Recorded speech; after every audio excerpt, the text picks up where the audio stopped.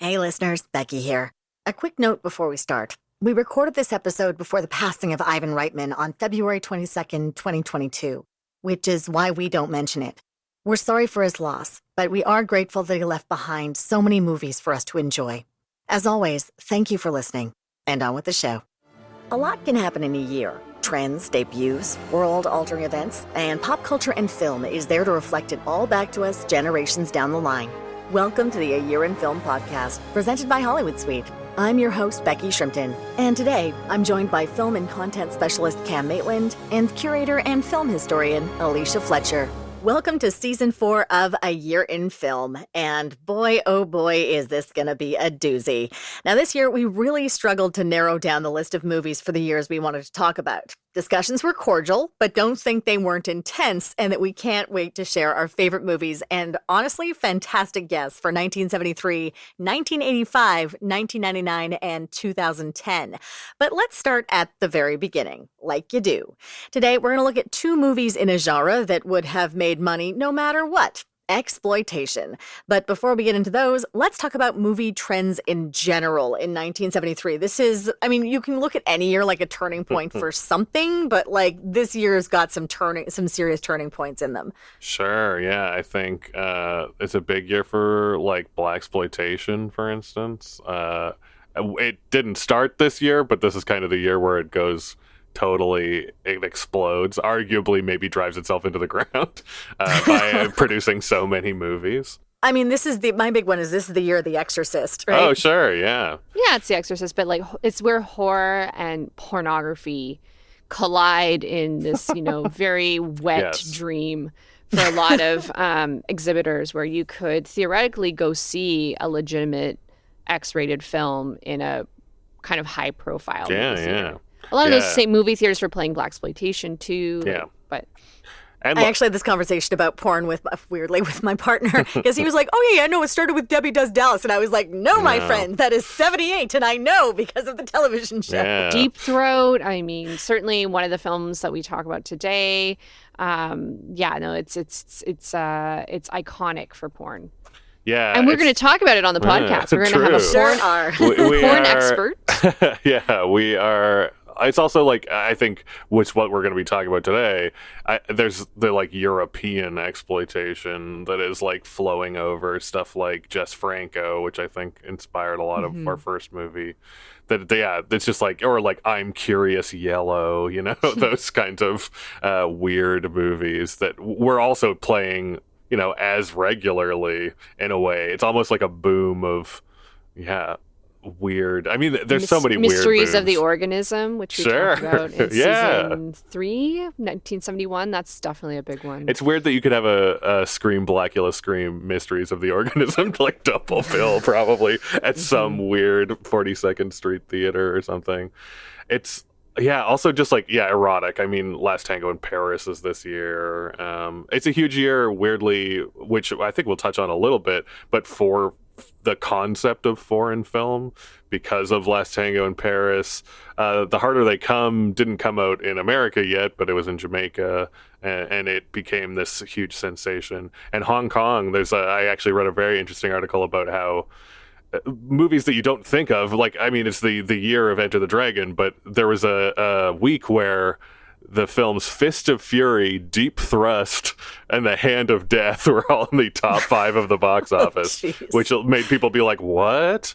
Because, they were just like poorly dubbed Hong Kong movies. We're definitely getting out of the nihilism of 71. Like 71, there's so many extremely dark, extremely bleak movies. And here people seem to be having more fun. The number one at the box office and like the big Oscar winner was The Sting. And that movie's just goofy and super fun. Sure. But corruption still, right? Like that's everywhere. Yeah, everywhere is like, people are fighting against a bad boss.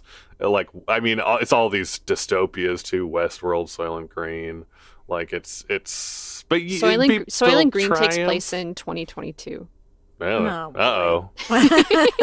Be careful what you eat, I guess. Think about that when you eat dinner Question tonight. mark. Every year, there's always exciting to see who's going to be debuting. And, today the names Eugene Levy, Andrea Martin, and Ivan Reitman probably ring some bells. But in 1973, they were far from the household names that we all know. In fact, far from the renowned comedy director, producer we know him as today, by 1973, Ivan Reitman, Slovak-born Canadian, had faced deportation once already for the filthy movies he'd made because of Canada's stringent obscenity laws, and he would do so again when it came to Cronenberg's Shivers in 75. Between these two cataclysms, though, Reitman held fast in his cinematic approach to films, which was very much make 'em fast, make 'em cheap, make 'em violent, and for 1973's Cannibal Girls, take a page out of William Castle's big book of gimmicks. Cannibal Girls. Let's get into it. Now, this is one I feel like people are very divided on, because some people do call it a hidden gem and other people are like, oh boy. Yeah. And it's also, some people are like, it's a spoof, and other people are like, no, it's not. And I'm on the no, it's not Do you train. think the people who call it a hidden gem, do you think they've actually seen it? I think they don't get know. excited by who's in the cast. Yeah. And guess. it has that shaggy sort of feel. I also feel like when you're talking about kind of outsider horror, it's better than a lot of those. So True, very maybe true. like if we sat through all of the 1970 whatever, I don't know. I think that I'm going to say that both of the films this week are not necessarily my favorite, but I think that they're like watchable oddities. I think when you look at the budget, like this might be the episode where we talk about the two cheapest films Sure, ever yeah. on our podcast, because Cannibal Girls was made for $9,000, and I don't have an idea of whether that was Canadian or American. That was Canadian, think from my Canadian, understanding. yeah. Okay, so I mean that's ridiculous. And then the film we're going to talk about later, Flesh for Frankenstein, is $300,000, which is gargantuan in comparison to Cannibal Girls, but still very minuscule in terms of a budget for 1973. So when you think about it in that kind of term, it's sort of amazing, actually. Like the fact that Cannibal Girls was made for $9,000 Canadian, which it looks like Also, that, is a lot is of amazing. threats. Yeah, It was made for yes. $9,000. Yeah. A lot of threats, a lot of cajoling, and part of that too was travel, because Yeah. they went to Cannes for this one. But before we get into all of that, Cannibal Girls, who wants the plot on I'll this do one? it. right. I'll let Alicia talk about the fancier one. The classier, Yeah, the one. classier, I guess. Depends on your definition of classy. Cannibal Girls follows. There's eventually kind of a nesting doll structure, but it's essentially about a couple traveling in northern Ontario, Cliff and Gloria, played by Eugene Levy and Andrea Martin, who are just looking to have a quiet vacation out of the city. They're kind of a goofy couple. He's a real jerk dud, and she's kind of an airhead. And they come into this town, which has a sort of a storied history of these cannibal women who murdered people passing through. But we're told that they are gone now, but there's a restaurant that stands where they used to live. Please ask no more questions. But feel free to make reservations for the restaurant. Yeah, exactly. Let me take Yeah. you. Only one to the thing is on the restaurant. menu. Yeah, exactly. They're not very good at being. Though, to be fair, the restaurant is creepy almost immediately. They just can't really leave.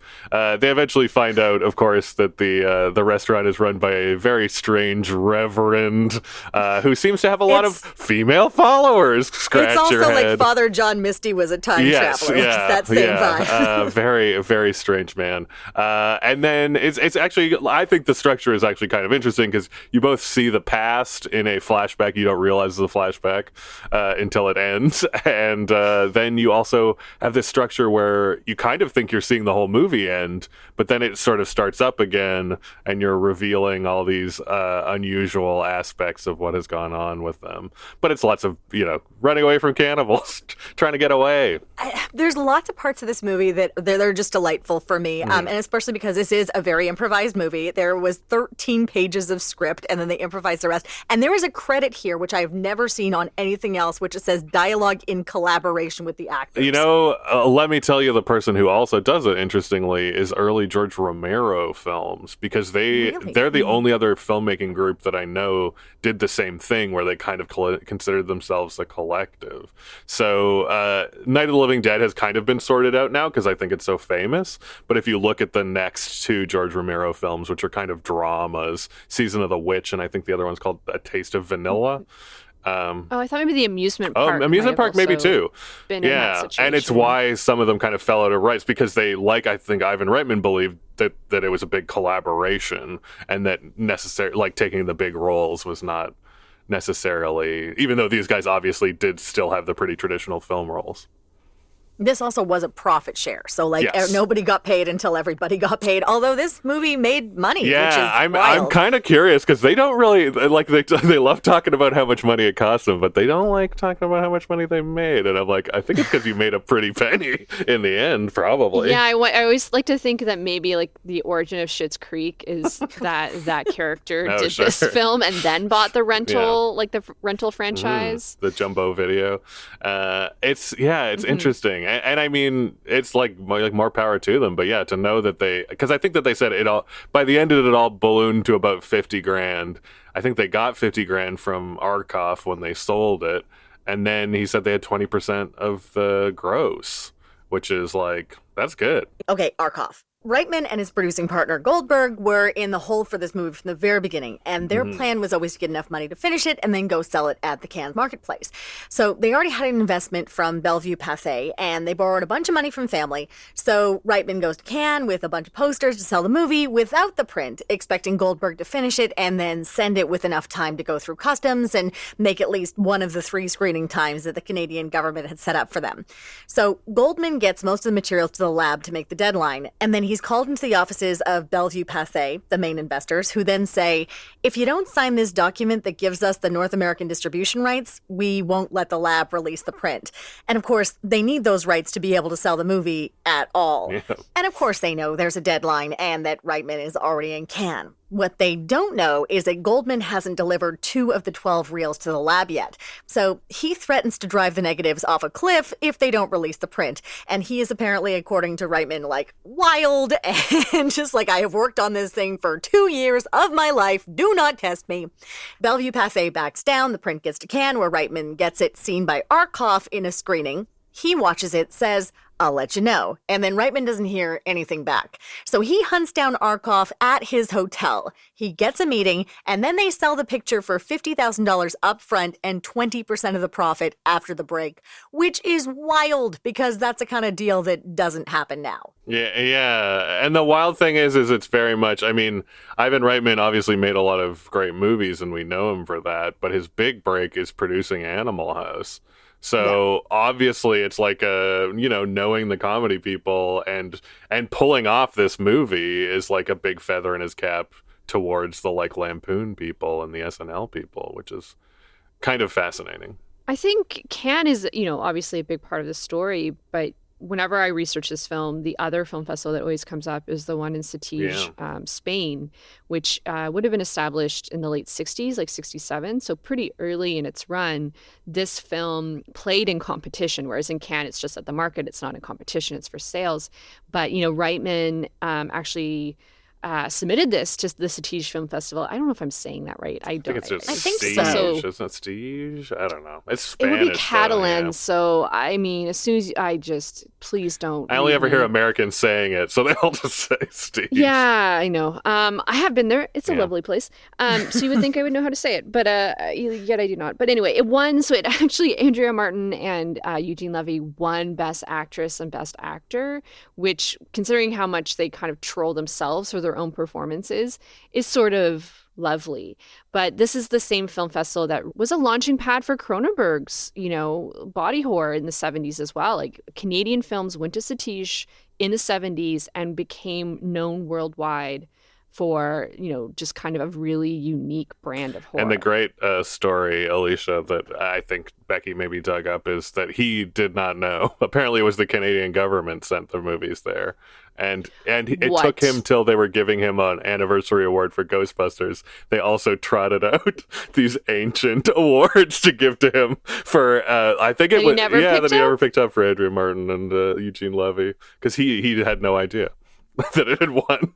That's so because I guess he took off. Yeah, I mean, It kind of makes sense. I think that festival doesn't take off until the mid-70s, specifically with Shivers. And it seems more powerful than ever, right? Like, it just keeps... Oh, yeah. Like, I think this year Lamb won, which is a pretty huge international hit for 2021. If you're ever looking to travel to Spain and have a tax write-off, if you're in the film business, just attend this festival for a few days. That may be exactly what I did. I actually didn't go to the festival. I had a different tax write-off. This is my taxploitation tip for 2022. I think people who are looking to see the Eugene Levy and the Andrea Martin performances won't be disappointed as much as they lampoon themselves. Eugene Levy has talked about, like, at the time, like, he was fresh out of theater school. It was the first thing he'd done out of theater school. And he's like, at the time, you think you're doing great improvising because you can just keep going. And that does not mean good improvisation. He's actually talked about how he would love to do this again because he would know what to do with the character and how to improvise it. I mean, it'd be a very different story at that point. There's some moments here that are not without charm, which are fully improvised, like watching Andrea Martin talk nicely to their car so it will work is really lovely and really sweet. Don't be sarcastic. Oh, I wasn't sarcastic. Wasn't sarcastic, or wasn't sarcastic. Go ahead. It's gonna start, eh? Go ahead. We love you. Love you. Love you. She's very charming. I mean, no matter what you say about the performances, I think what I see is her star power in its very nascent stage. I barely recognized Eugene Levy. Like, he's really kind of disguised with this haircut or lack of haircut, weird tinted glasses. and like a McCabe and Mrs. Miller-esque fur coat. But that's how it seems like he was old forever, is because you couldn't see his face for like half his life. It was obscured by massive facial hair and the afro. And I mean, Reitman says he loves the song he sings was completely improvised. Yeah, I think the thing that's weird, like, I think sitting down to it, if you like Reitman and Martin and Levy, is it's not very funny, but nor is it pushing the humor very hard. Like, it is a light horror movie. It's essentially it kind of spoofs. It's not very violent either, and it's mostly making fun of like that men are losers. That seems to be like the main joke. The only real existent joke is that, like, look at all these dud beta males falling for it over and over. What do you do? I'm in the ice cream business. He's president of Truck 12. Okay, Earl, that's enough with the jokes, eh? I got a route, you're driving the truck. There was a real element when watching this that kind of harkened back to Let's Scare Jessica to Death, which is, we talked about last season for 1971 and was one of my favorite films of the podcast. This sort of like, there's these female characters who are under the thumb and under control of men. And then these sort of mysterious, ghostly women come in and kind of, shake things up. I think one of the issues with this film is it doesn't know what it is, and that's okay. Like, I think the bar should be really low when you judge this film. What's unfortunate is it's just got some of the biggest names in the Canadian film industry. So you expect more, and that does a disservice to it. But I think any fan of horror, any fan trying to understand Canadian cinema, this is an essential text. Yeah. And I also think that there's a real almost cinematic verve to it, which, again, researching, I figured out is mostly that the original cut was so bad because it had very little horror or gore or scares or kills. So they went back and reshot a bunch of it. Tons of reshoots. But those reshoots, that's where I'm like, he's making like a Jess Franco movie, because there's like a weird Igor and it's all these because they couldn't match continuity. It's all these dreamy voids where people are being killed. And it's it's pretty good. And I think both movies we're going to talk about are kind of gore movies in the end too. They're kind of Herschel Gordon Lewis-y, because it's people, eating a beef liver covered in red paint sort of situation. One of the things Arkoff added to this, which we have to talk about, because the poster for this is fantastic. I would not be ashamed to have this poster up in my bathroom, because it's fantastic. Possibly in my dining room. But it has a thing where they used to play, or they would buzz a bell when things got too sexy sexy or too gory, so the squeamish Yes. could hide their eyes. It's a very William Castle-y sort of gimmicky sort of thing. But And that was Arkoff's idea. this was right? Arkoff's idea, totally. Yeah. But that too is that people would close their eyes and their imagination would tell them it was way gorier and way worse than it was, right? It's a great idea, and I am shocked, and please feel free to steal this, anyone. I would probably suggest Tiff do it. Somebody do that. Give me a screening of Cannibal Girls with the klaxon howl and the ding-dong bell that everything's safe. That's cute. TIFF was involved in, I remember working at TIFF when there was the restoration of this film, which is also partnered with Films We Like, which is one of our friends of Hollywood Suite. We show a lot of their catalog. They're a wonderful distributor. And I remember there was a lot of issues with this film because it had basically turned, the elements had turned pink, essentially, which makes sense for this year, like 73. And then probably given, just how exploitation-y it is and the fact that they're like, this film was held hostage at the lab, I can't imagine much in the way of film preservation occurred in the 70s for this particular, all these prints that were made, and potentially the negative or internegative. Arkoff is not the film preservationist. He doesn't have the salt mine. No, but it looks good. It looks good today. Like, make sure, what I would say to listeners is make sure you're watching like a qualified version, and this is streaming. We've had this on Hollywood Suite. It's also currently streaming on Amazon Prime. I don't think it'll ever come off because it's CanCon. I think Shudder has had it a time or two. But just make sure you're finding the version that doesn't look blood red because it's not supposed to look like that. If anything, I just want all of those women's fashions. You can watch this for the fashion because I want everything those girls are wearing. It's all totally. fantastic. There's a lot. It has a lot of, like a real, Russ Meyer lady vibe with all their cool hippie outfits. And I mean, there is gratuitous boobs at the start too. That's kind of what harkened back to Let's Scare Jessica to Death as well. That's sort of like yuppie meets hippie, because that's really what's happening, where like the summer of love is over and the hippie culture is morphing into this more corporate entity. And certainly we're going to talk a lot about hatred of hippies with Flesh for Frankenstein, because that is essential to that storyline. But I definitely see by 73 this idea of like, bankers are wearing bell bottoms, essentially. Looking back at Reitman's kind of historical oeuvre, like everything he did, and like as we talked about now, he's known for comedy. I love that he and Dan Goldberg had no pretension whatsoever that they were going to win Oscars. Like, that's not what they wanted to do. They just wanted to work in the film industry at any cost, and the cost for them was to do schlock. They were like, that's how we're going to get in. And this kicked the door open for Canadian schlock. Suddenly this put Canada on the market as, hey, the government's going to give you money to make whatever. I mean, we're just kind of starting up right now with government funding for film and having any sort of film industry, and what that would then become with the tax shelter era, which is coming on just like a little bit later. But when you look at a movie like Death Weekend, which I like actually quite a bit, it's like the next level up from this. And then you see Shivers, which he just produced, and things like that. Like, you definitely see someone growing in taste for schlock, if that makes any sense. Like, he's understanding more what people like and how to keep the plot going. And then it's not just like, oh, I have to have someone hit with an axe handle here. It's, okay, this element leads to this element leads to this element. Death Weekend is such a great example of that because it's unfortunately a rape revenge. Brenda Vaccaro is fan-fucking-tastic in it. It's a tasteful rape revenge. Well, like, listen, similar to Becky, Gina. It's nuanced. It's nuanced. Becky, a Japanese poster for this film hangs in my home, so I support you in your Thank enjoyment. What is the other so glad. just really so love our it. listeners know, what is the other title? Is it House by the Lake? Yes, the House by the Lake. Yeah, it's a 'cause real I've only Last seen a House on the print. Left ripoff. Yeah. Yeah, but and it's- like Shivers, which had a different American title. I know that Death Week. I can't remember which one was Canadian, which I one was think American. But the House by the Lake is American and Death Weekend, because Death Weekend is the Japanese title. it's really good. And I think what you're kind of alluding to, Becky, is that they figured out how to bring the art house and how to kind of make Canadian cinema world cinema and stop trying to emulate Hollywood. And that's what became very successful. Yeah, and it's worth saying that Goldberg and Reitman, who are the writers and Reitman directed, they started off in sexploitation with films that are essentially lost. The Columbus of Sex and Foxy Lady. The Columbus of Sex was the one that Ivan Reitman almost got deported for the first time. And those are the ones I believe that they just made. They produced and did cinematography and stuff. They didn't direct or write, unless the person's a total pseudonym. I don't know, but no, it might be. So it's kind of interesting because you can see that they were seeing that sort of maple syrup porn not be the angle for them.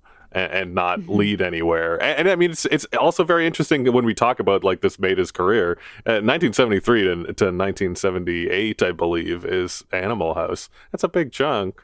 So he's still working for it. It still was a climb. And it's just cool to see a guy. Ivan Reitman, it's kind of weird because he has great movies, but you kind of don't give him credit because he works with great performers, unfortunately. So I think that they tend to take most of the credit. But to know that he still talks fondly about this movie, even though he doesn't necessarily say it's good, it has a charming attitude about it. But he, unlike many producers, although he made the leap to director, he's a household name. Like if you say Ivan Reitman to a lot of people, they will know. Oh, what for his sure, name is. yeah. And I mean, I rudely put on my letterbox that I think that this is his most visually interesting film. But I do think that that is so mean. But I mean, it's because it's got crazy shots in it. He's doing crazy stuff with the visual language. Yeah. Like normally, he's kind of a put the camera down guy. But I mean, also I can admit, sure, he invented crazy special effects for Ghostbusters. But but no, I think that some of the ways this is shot is wild. But yeah, he's it's easy to take him down a peg, but it's because he has many classic movies and is richer than God and buys and sells any Canadian that he wants. All right, on that note, let's head over to Europe for our next film, for something that I don't know if the filmmaker is necessarily lauded at this point, but they definitely have a place in cinematic history. We're going to be looking at Andy Warhol's, or is it, Flesh for Frankenstein. That's coming up after the break.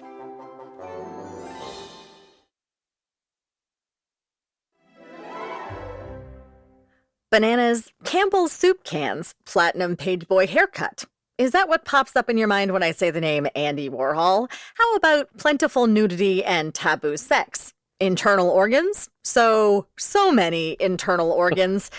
Well, today we're going to be looking at a movie that is called Andy Warhol's Flesh for Frankenstein, but is it really Andy Warhol's?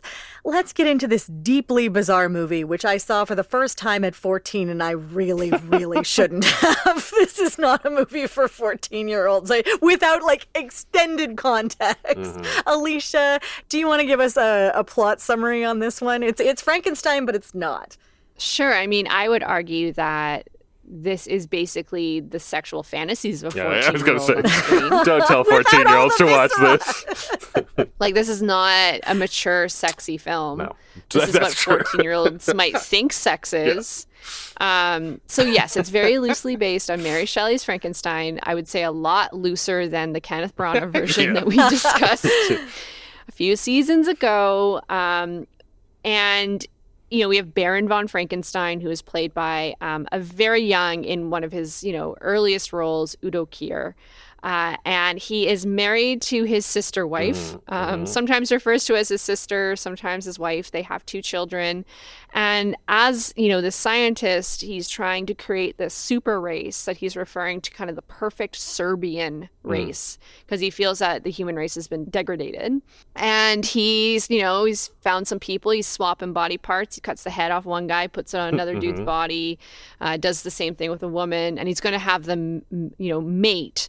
They're going to, populate this super race. So there's some zombieism here in a way, the actual zombie canon kind of being added to Mary Shelley's story in a way that's not there in the original text. And meanwhile, there's this really hot farmhand who has a very thick Brooklyn accent, which doesn't arguably the best entirely grasp of English of anyone in the entire movie. It's a real balancing act. Do you want the correct accents or do you want somebody who speaks I would say English? that's not arguable. Yeah. That's true. My favorite's when he tells the guy who wants to be the priest who becomes the monster. He's like, "We grew up together," and the other guy's got like the thickest an Austrian accent. Yeah, it's so funny. And you know that farmhand is played by Joe D'Alessandro, who I cannot wait to talk about because he's an icon of so many different things, queer culture, of the Warhol factory, of experimental film, of John Waters, of all kinds of things. But this farmhand kind of like notices, like he finds his friend's body missing a head, and he figures something's up. He gets in. He gets enmeshed with the sister wife because she's hot to trot, and Udo Kier, let's just say, which is also her brother, is not pleasing her in the bedroom. So she brings him in as her like manservant. He then he's like serving mutton to the crew and realizes like, that's weird. That's my friend, but he's a lot taller because his head is on a different body. And it goes there from are great there. moments like that. like it's really funny. You're the butler to your own dead friend's head on another corpse. Yes. And he's taller. I really actually love this film. I think like you, Becky, I can't say I was 14 years old, but I was too young for it, certainly. And I would say also didn't have a really robust knowledge at the time of factory filmmaking and Paul Morrissey's practice and how Andy Warhol's brand, existed in the film world. So I was just really ignorant. But it is, if you like schlock, if you like to laugh, like this is a comedy. Yeah. And I think regardless of what Paul Morrissey says today, and let me tell you, you want to be entertained, just pull up an interview in the last 10 years with this fucking madman. Grumpy. Grumpy. A guy there's who grumpy just like, and then there's what abusive. He's abusive. What are you talking about? Yeah. Also, I mean, I want you, Alicia, to let yourself off the hook for being ignorant of the factory's films as a teen in the 90s. I think you're allowed. Warhol has made a series of films, a lot of experimenting with Edie Sedgwick, with, Cookie Mueller, with, Candy Darling. I could go on and on. Joe D'Alessandro, certainly. And he ends up making 3 films through Paul Morrissey, one of which is really famous, called Flesh, which features Joe D'Alessandro as a hustler. These are really Paul Morrissey films. Like if we think of sort of Warhol as an atelier. However, Warhol's name going on them was marketing. And so when it comes to 1970, I believe this was filmed in 72, the crowd kind of, the factory crowd gets rounded up and they go to Italy because they're going to make a film through Carlo Ponti, who at that time was probably married to Sophia Loren. Anyway, big time Italian producer. Something goes awry, and I think Carlo Ponti's involvement is very minimal, if not negligible and maybe non-existent, even though it's on the Wikipedia page. And they decide they're just going to make Frankenstein. They're going to make Blood for Dracula, which is the next year. They kind of film them back to back. It's the same sets. It's some of the same costumes. It's the same crew. Paul Morrissey meets, I can't remember if it's Paul Morrissey or the producer, meets Udo Kier on an airplane. I think Paul Morrissey, yeah. I think it's Morrissey, and he's just like, you're my, That's wild. But he's so beautiful at that time. Yeah, he's so beautiful. And one of my favorite Warhol Polaroids of all time is, the one time Warhol came to set, which really was once, on Blood for Dracula, and he took this great photograph. Just Google it, Udo Kier, Andy Warhol Polaroid, because it's the Blood for Dracula makeup with the fangs, but he's in street clothes, and it's a great shot. But, was that the one where he's in plaid? Yeah, and like trousers, Warhol's very minimally involved. He showed up, he shot some photographs, he went home. Can we also just say that I just want to interject just for 1 second. The reason why he was so hands-off with filmmaking at this point was because of Valerie Solanas shooting him. I was going to say, there's some people who say that, but I mean that's fair. You could say that he's hands-off on a lot of things because he's recovering from attempted murder. I also think at a certain point that if you look at his art practice, though, the brand, he's just hands-off on everything, kind of. Yeah, because that was coming before the shooting, for sure. I think the films especially, there's like the experimental era where you can tell he made them, and then from then on, the films are other people. Yeah, and if you believe Paul Morrissey, he claims that he basically taught Warhol how to use a camera, how to use lighting, how to use rapid exposure, how to use double exposure, if not quadruple exposure, how to do, it's really, the mise en scène is coming from Paul Morrissey, if we are to believe Paul Morrissey, but there's quite a bit backing that up. Yeah. But yeah, what's crazy is the idea of putting Andy Warhol's name on a film like this, which is much more akin with Cannibal Girls, although it's far more polished, than something like, Chelsea Girls or, the 24-hour films that Andy Warhol's making and projecting at MoMA. Like, it's such a different practice. As much as I think that sometimes the who did what is contentious, for these two films, we know pretty clearly, partially because in Italy they tried to claim that Antonio Margheriti did a lot of work on them, and they were successfully sued for lying by, I think, the Italian government.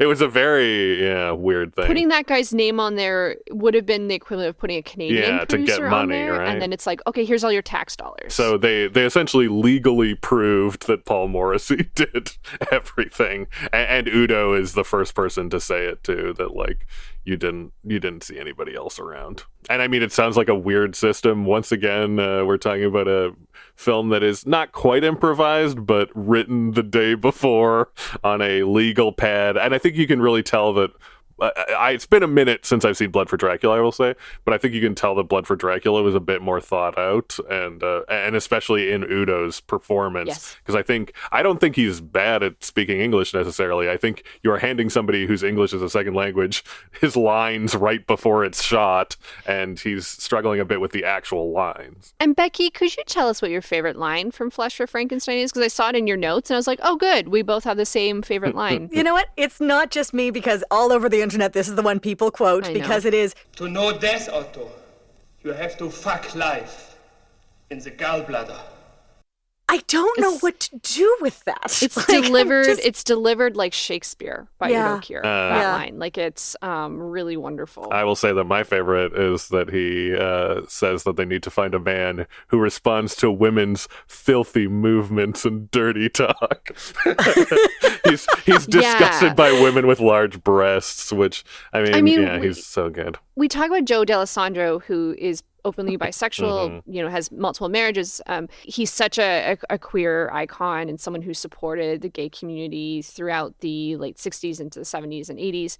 But Udo Kier is an interesting figure, and I would really encourage people to see the film from 2021, Swan Song, which is sort of Udo Kier's, late career. I don't want to say comeback, because he's never gone anywhere, but it gives him the sort of dramatic role that he deserves. And it's not the best film, but I was rivered by Udo Kier as this kind of aging. Yeah, this aging gay man who breaks out of the nursing home to do. He's a hairstylist. It's quite good, but. He's a gay icon, I think, Udo Kier. He was openly gay, but it was never really commented on. And I think you see it so much here in Flesh for Frankenstein, more so than Blood for Dracula, where he is openly disgusted by women. And it works so well in a Frankenstein storyline. Camp elements. I will say, there's somebody in the New York Times said that it drags more than it camps. And I kind of agree with that. But I think that the camp moments are definitely how gay him and his little Igor seem, and how obviously gay the friend is for Joe D'Alessandro. Like they're in a like orgy, and he just keeps cutting to him looking at him. I love that you said that it was like a 14-year-old's version of sex, because this is the movie that will also make you go, does Joe D'Alessandro know how to have sex? Like you might not. It's the worst, least sexy sex scenes, and there's like slurping sounds. It's so just weird. Because Joe D'Alessandro is on the cover of, so it's his crotch on the cover of the very infamous Sticky Fingers album by the Rolling Stones. That is his crotch bulge. And he had been photographed by Richard Avedon. Like he started as a male model at like 15 or 16 after running away from home. And ends up at the factory. After running away from jail. Is the best. He was at a youth reformatory and he ran away. He has a tough upbringing. There's like a foster home. His mother was imprisoned when he was very young. I mean, I love he got his mother was like 15 when she had him, I think. Dropped out of school when he punched the principal, which is a great one. The principal was can someone make a biopic his here, father, please? And he punched him. Oh, there's a lot of grim stuff in there, but if you pick the highlights, he's got a real interesting life. And I love that this was 3D. I mean, it was mostly shown in 3D in 73. It's really the tail end of like where 3D was even marketable, but it lasted a lot longer in Europe, 3D, as well as 70 millimeter and those sort of roadshow formats. But like when I was watching this, I was trying to picture like what would the main 3D effects be, and it was really just like every time someone is disemboweled, it's like their organs are thrown at the center of the screen. I was going to say, to go back to our previous film, what you need to know about the 3D is it's 100% the Dr. Tongue stuff from SCTV, where like the whole movie screeches to a halt and somebody goes because the end sequence of this film is almost to me like a ballet composed by Stravinsky. I could not believe how, and I don't want to spoil for you, let's just say some people die. Yeah. And they die grotesquely. Quote unquote. But the way that it's choreographed and how Baron von Frankenstein dies, and let's just say maybe a 20-foot pole's involved. I'm not sure. Great 3D. I don't want to spoil. Be honest. So good in 3D. And we should give a big shout out to Carlo Rambaldi. And this is an early film of his. He was, very much based in the Italian film industry at this point. But he built the creature for E.T. He worked on Alien. He built the creature for Possession, which is very scary and reminded me a lot of this film. The Conan films, the 70s King Kong. Like, he is a master. And I think a lot of the special effects in this, like the beating hearts and all the organs, they don't look like a B film. They look good. No, my favorite little detail is when the head is decapitated, the eyes are still moving. I was like, that's the wild. eyes are still You didn't moving, have to and do it's that. constantly gushing a torrent of blood, which I think are, you're right, wonderful effects. And I think like the unfortunate thing is I just wish, because it's kind of like Paul Morrissey and this crew got two cracks at like commercial movies, and I prefer, I guess, Blood for Dracula. So this one, I don't know, just kind of, I don't know. I like it doesn't hit quite right for me, but there are moments, like Joe D'Alessandro visibly sighing and turning around with a lizard that was on his butt to show it to the camera to make it 3D for a second is hilarious. Yeah, that was pretty good. I mean, I think you hit it spot on, Cam, is because these films are so back to back. It's just more polished, Blood for Dracula, and I think Udo Kier is a bit more comfortable in his skin in this sort of format of a film, but I think this still has enormous. It's such an interesting Frankenstein. It's not a bad story, for sure. And it really reminds me of Italian horror comics, which tend to end in a very similar imagery. I won't spoil what happens, but it tends to be like, I love it. You don't get a happy ending in an Italian horror comic. I also wanted to point out, when you're like, this is a good version of Frankenstein, this is a weird mini Frankenstein boom for kind of unknown reasons. People just got into Frankenstein because there's the similar but even less plot heavy Jess Franco erotic rights of Frankenstein is this year. Blackenstein is this year. May I make a suggestion for why? If Frankenstein's published in 1832, then it's... Okay, no, that doesn't make sense. I was going to say it's 150th, but it's not. There could be a public domain situation. I do wonder, because it's like there's a Michael Sarrazin one where Frankenstein is handsome and then turns into a monster. I love Michael Sarrazin. Your Rankin and Bass Mad Monsters is around this time. Young Frankenstein is next year. Love it. Spirit of the Beehive. This has to be a public domain thing. Yeah. This has to be a public domain It might be. Or, there's no way. Maybe could there be a rights thing with the old movies at this point? 30, so like the Universal one? Yeah, I don't know.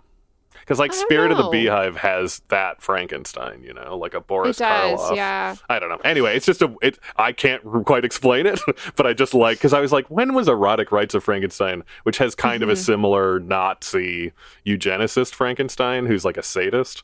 And it's right around here. And same with even Hammer. Speaking of which, Nazis, I was reminded a little bit of Ilsa, She-Wolf of the SS. Sure. There's a bit of that. For sure. Still our top performing episode of all time. No surprises there. But I was really drawn to sort of the Catholic imagery in this film, and knowing that Paul Morrissey, who is by his own description today, as well as in the 70s, extremely conservative, potentially bigoted, and a devout Catholic, kind of remind me of Ken Russell in that way when we talked about The Devils, among other Ken Russell films, Litzomania as well. But there's a lot of just like, I almost wonder if he was looking at Catholic paintings and sort of animating them. Yeah, definitely that last tableau you're And it works it's really painterly. well with, if you think about like these paintings from the, the 15th century, the 16th century, they are bloody. There are weird organs. Like, it's just so strange. Like, it's very, what we consider surreal. The choices for me of when to show nudity versus when to not is really interesting to me. It's like, you don't mind cutting up all these bodies, and we're gonna see Joe D'Alessandro's penis, but you're not showing us any of the these other young men. You've taken the time to carefully tape these like little loinclothian things across them is interesting to me. Like, why are you showing me this but not this? I think this movie, considering I think it's hard to read something like Flesh suiting his weird interest and saying it's spoofing, but this one is like borderline a comedy of errors about two incredibly horny people, horny for a very specific purpose, goofing Not around horny for each other. goofing around, getting the head of a monk, then accidentally bringing in the horny guy who's his friend. Like, it's kind of a comedy of errors, and like That's a great they point, die Cam. I in love very that. dumb ways because they're just cruel. And I mean, the other thing that's weird is like them constantly fawning over these children, which, spoiler, are bad seed, evil weirdos. Yeah, what is going on with 70s and children? They 'Cause, like, love it. They love to be like, the kids are much worse than we are. Yeah. I think baby boomers Sure. became parents, and baby boomers, I would say, are the worst generation. I'm gonna get red for that potentially, but I don't know. My parents were baby boomers, and I think they're just like grappling with like raising kids and the responsibilities, because there's that free love summer, and like, everyone's pregnant, and then it's like, oh shit. Now we have now we all have bad children. Interesting. Yeah. I mean, bad kids are around pretty much from the dawn of cinema. But it is, you're right, that these kind of, especially like silent moppets that are Insidious. just... I was even thinking about what Who Slew Yeah, Auntie Roo, it's very right? Who Slew Auntie The Roo. Omen, Yeah, totally. Yes, because they're just kind of totally. like beautiful standing there, and you're like, and I mean, it's telegraphed from the beginning what they're like. So yeah, it's a very The seeds weird... of Clifford are sown in Flesh for Frankenstein. Yeah, if they only let Clifford be in an old timey castle, maybe a First sequel. Clifford reference of the season. Yeah. Let's mark it. Episode 1. To go with the Joe D'Alessandro stories, I love that Udo Kier was born and then the hospital was bombed, and then his mother dug out of the rubble with him as a baby. Like moments after he was She born, literally was like, "Can I have a bomb moment hit with my the baby?" hospital. And the bomb hit the hospital, so there's nobody with them. Brutal, but also wonderful to his weird character, I love Udo Kier. He's a international treasure. We should and I also loved say watching there this. is a music video for Madonna called For Deeper and Deeper, where he's in it. So is Joe D'Alessandro, like a bunch of the Warhol folk who were still around at that point are all in it, which is kind of nice to see. Udo, the interesting thing to say, which kind of goes into the future, is also like this makes him sort of iconic. This is an English language crossover, and yet it kind of takes the reminiscing about the Factory in the early 90s with people like Gus Van Sant and like Lars von Trier, Mary Herron, to bring him back, to make him what we know now. He makes mostly European movies between this and the 90s, basically. He also would go on, I think, more so because of Blood for Dracula, playing vampires. I mean, even into like something like Shadow the Vampire, where I realize he's not playing a vampire. But he's very much there. part of You that. know why he's there. Yeah. He's also pretty got that like wonderful. ethereal beauty, Oh, yeah. right? Like that we attribute to Dracula. And he's got always that, a cold man, weirdly, in spite of the fact that he seems very warm and silly when you see him talk, And I will say it's very worth digging into just about everyone in this movie, because like Dalia de Lazzaro, who just plays the lady monster, she like went on to a lot of exploitation stuff. People thought she was, I think, Sophia Loren's secret sister. Very interesting. Monique Van Voren, who plays the Baroness, was like a Belgian actress but lived in New York. And then she also like, there's a lot of interesting legal issues with her later in life, and this is one of her last roles, but she continued to live. She just stopped acting, which is kind of wild. I guess she might have been on Broadway. I don't know. It's an interesting film to like dig deep into. I think the casting, to Paul Morrissey's credit, because he almost exclusively cast this film, is an act of genius. And given how many of these people would not have been well known to North American audiences, he pulls it off really, really well. And I do think for all the bad that Paul Morrissey has revealed in his interviews, he really respects actors, which I find is unusual, right? Usually asshole directors think of actors as sheep or dogs or cattle, and not Paul Morrissey. He's there for the Udo Kier performances. He was also trying to facilitate things. Like one of the reasons he had to write the script out was this was supposed to all be improvised, but the European actors couldn't do it in English, and it was just not. They just weren't quick enough. So that's why he was at every single night. Okay, I'm going to write you a page. Here's the next page of the story. Right? Again, like Cannibal Girls, when you hear all these things, you're like, you know what, you pulled it off pretty good. Like A plus, you didn't lower do the a bad bar job. Yeah. And again, it's like Udo. If Udo did not go on to be who Udo is, you might be like, why the hell did you cast this guy that didn't speak good English other than what he looks like? But I think he's perfect in this. I don't know. He's got star quality. Udo Kier is a star. He's got star quality. He just can't say the lines. He looks like a young Nijinsky. Sure. There's a real ballet quality. Well, you can watch. I'll watch him dubbed in "Mark of the Devil," starring Herbert Lom, his other film from around then. You enjoy that. I'm also going to make the point that Schwarzenegger's English was not fantastic when they started putting him in film, but there's always something. Or they had him not talk like Robert Altman. So punching a camel. Yeah. All right, I think that's where we should leave this one. So, Cameron Maitland, thank you once again for joining us. Welcome to season 4. Oh yeah, I'm so excited. The only other shout out I wanted to give is I forgot to say that fans of the Hilarious House of Frightenstein will enjoy that Fishka Ray's Igor briefly appears in Cannibal Girls, which is cute. Oh, I love it. We're going to have to, I've always wanted to do a podcast about, because there's so many great stories about Hilarious House of Dr. Frightenstein that I need to do a full podcast just on it, a season. I'll see if the CBC wants to do it. It'll be great. And Alicia Fletcher, thank you so much once again. It's going to be a good season. I'm very excited for the season. I would like to give a shout out to my friend Hemmett, who is the same person that handed out all the Eyes of Laura Mars DVDs as calling cards.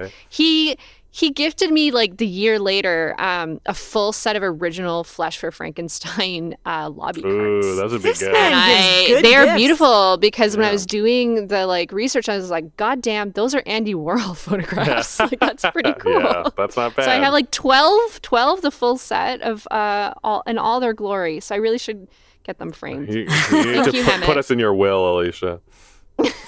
Pass it along. Are you making threats right now? No, just in case. You guys could be in my will. I just don't have anything good. Okay. All right. And you can join us in 2 weeks where we're going to be looking at 2 very rock and roll versions of, is it the greatest story ever told or the second greatest story ever told? If his birth is the greatest story ever told, is his death It's the New Testament. We're looking at Jesus Christ Superstar and Godspell.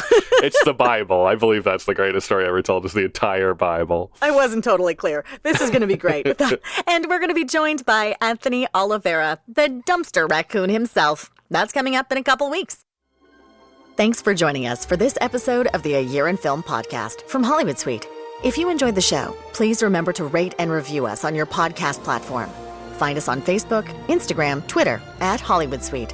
Hollywood Suite is the home of the movies and the series that shaped the 70s, 80s, 90s, and 2000s. Always uncut and always commercial-free. Hollywood Suite lets you experience movies the way they were meant to be seen. On 4 HD channels and Hollywood Suite On Demand. Subscribe today at hollywoodsuite.ca. The A Year in Film podcast is hosted by Becky Shrimpton and produced by Becky Shrimpton, Alicia Fletcher, and Cameron Maitland. And today featured Cameron Maitland and Alicia Fletcher as guests. Supervising producer is Emily Gagnier. Executive producers are David Kynes and Julie Kumaria. Audio engineering by Andy Reid. We'll see you in a couple weeks.